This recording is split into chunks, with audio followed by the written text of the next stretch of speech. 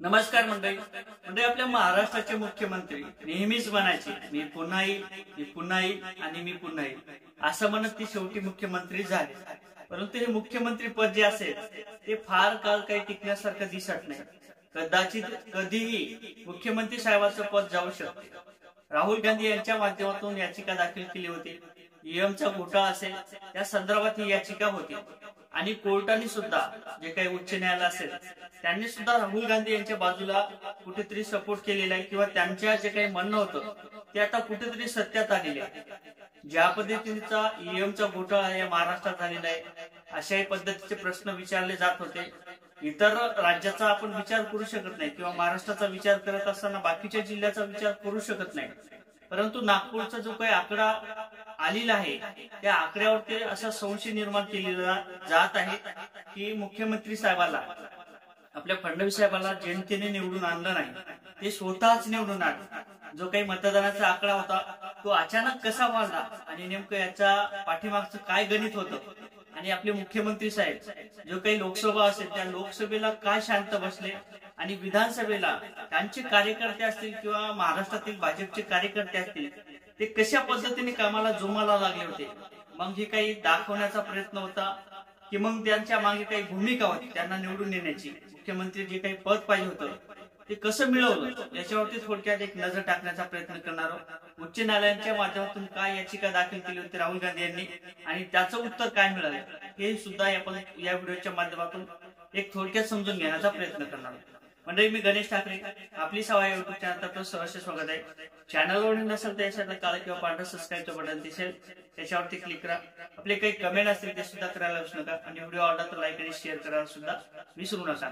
म्हणजे ज्या राहुल गांधी यांच्या माध्यमातून याचिका दाखल केली होती या याचिकेमध्ये असंही बोललं गेलं होतं की मतदानाचा जो काही आकडा असेल तो वाढलेला आहे.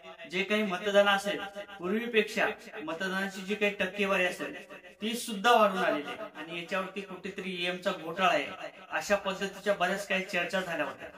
लोकसभा असेल म्हणजे विधानसभा असेल लोकसभा असेल, लोकसभेला जसं मतदान भाजपला मिळावं असं मिळालं नाही. त्यांच्या जे काही सीटा असतील, जे काही आमदार असतील, खासदार असतील, जे काही लोक असतील त्यांना जसं मिळावं असं बहुमत मिळालं नाही. मग भाजपचं जे काही सरकार असेल ते मिसळीचं झालं ते आपण मागच्या व्हिडिओमध्ये सुद्धा पाहिलं. आणि या महाराष्ट्रातील जे काही राजकारण असेल मुख्यमंत्री पद हे फडणवीस साहेबांना मिळवायचंच होतं. कारण तर एकनाथ शिंदे यांना काहीतरी चेहरा समोर घातला, लाडक्या बहिणीचा काही दाखवण्याचा प्रयत्न केला, परंतु एकनाथ शिंदे यांच्या पाठीवरती ते वरी चढले. एकनाथ शिंदे यांना खाली झुकावं लागलं आणि त्याच्यावरती वरी चढून ते खुर्चीवर बसले असंही म्हणावं लागणार आहे. कारण तर जे काही राहुल गांधी यांच्या माध्यमातून याचिका दाखल केली होती या याचिकेची जी काही सुनावणी असेल कोर्टाच्या माध्यमातून, उच्च न्यायालयाच्या माध्यमातून ते सुद्धा कुठेतरी स्पष्ट झालेले आहे. कारण तर या ईएमच्या घोटाळ्यामध्ये किंवा नागपूरचं जर काही मतदान असेल अचानक 33,000पेक्षा मतदान या 5 महिन्यात वाढलं होतं.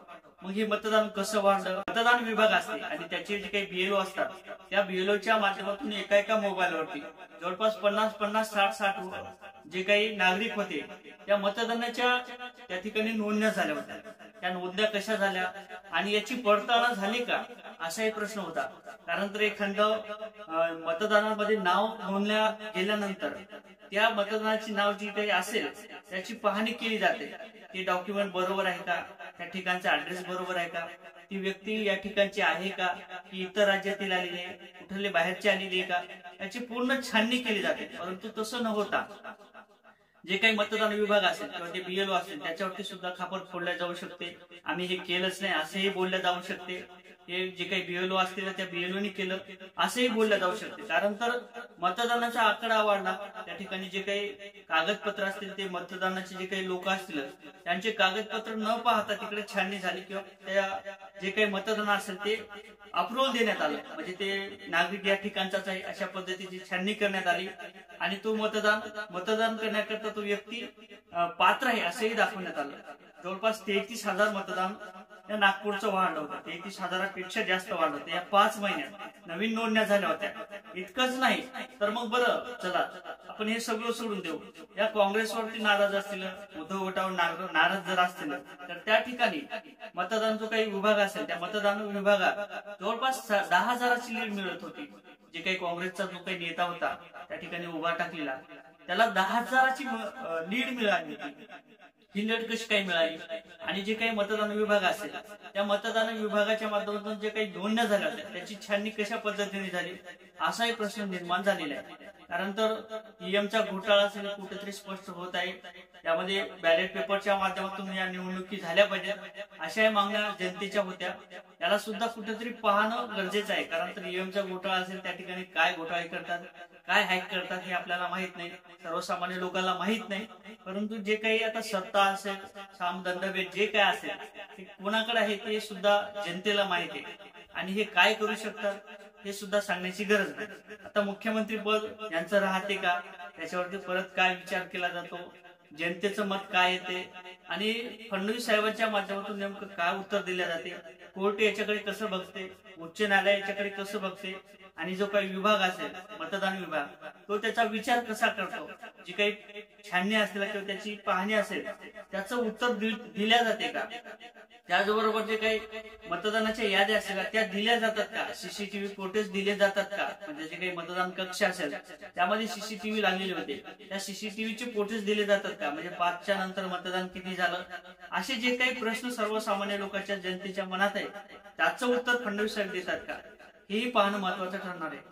या संदर्भात तुम्हाला काय वाटते नक्कीच कमेंट मध्ये सांगा. व्हिडिओ आवडला तर लाईक आणि शेअर करायला सुद्धा विसरू नका.